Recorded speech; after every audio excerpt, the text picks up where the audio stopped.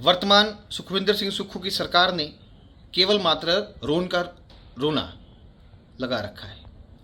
आप देखिए, लोन को ये भारतीय जनता पार्टी के पाले में किस प्रकार फेंकने का प्रयास कर रहे हैं। आप देखिए, पिछले फाइनेंशियल ईयर की ये बात कर रहे हैं और पिछले फाइनेंशियल ईयर का लोन जो है ये भारतीय जनता पार्टी के पाले में फेंकने का प्रयास कर रहे हैं। हम बताना चाहेंगे कि सुखविंदर सिंह सुक्खू जी, आपने शपथ 11 दिसंबर 2022 को ली और पहला लोन जिसके बारे में आप बात कर रहे हैं कि ये भारतीय जनता पार्टी ने लिया है, आपने 19 जनवरी 2023 को लिया। कितना लोन लिया? 19 जनवरी 2023 को आपने 1500 करोड़ रुपए का लोन लिया, 16 फरवरी को 2000 करोड़ का लोन लिया, 16 मार्च को 1500 करोड़ का लोन लिया, 24 मार्च को 1700 करोड़ का लोन लिया। इसका कुल 6700 करोड़ का लोन जो है वो आपने पिछले फाइनेंशियल ईयर में सत्ता में आने के बाद लिया। हम आपसे निवेदन करते हैं कि जनता को गुमराह ना कीजिए और ये जो लोन आपने लिया है 6700 करोड़ का, इसको भारतीय जनता पार्टी के सर मंदने की आवश्यकता नहीं है। ये लोन आपने शपथ लेने के बाद लिया है और एक लोन तो आपने बीच में मार्च में 2 बार लिया है। तो क्या आपकी ये मंशा थी कि हम इतना लोन ले लेंगे और भारतीय जनता पार्टी के सर मंद देंगे? ऐसा नहीं है। आइए अब आगे चलते हैं।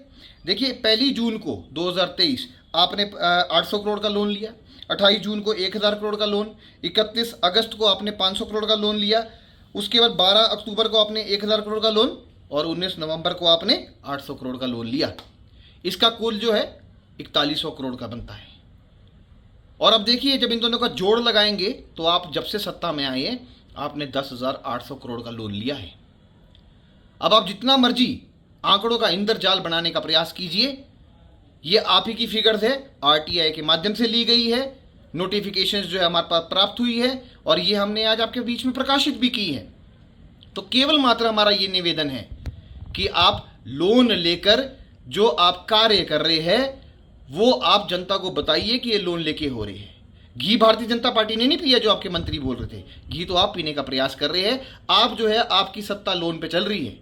भन्नूपल्ली रेलवे लाइन जैसे जो है प्रोजेक्ट्स में आपके पास पैसा नहीं है देने को, उसका काम आप बाधित कर रहे हैं क्योंकि वो केंद्र की परियोजना है।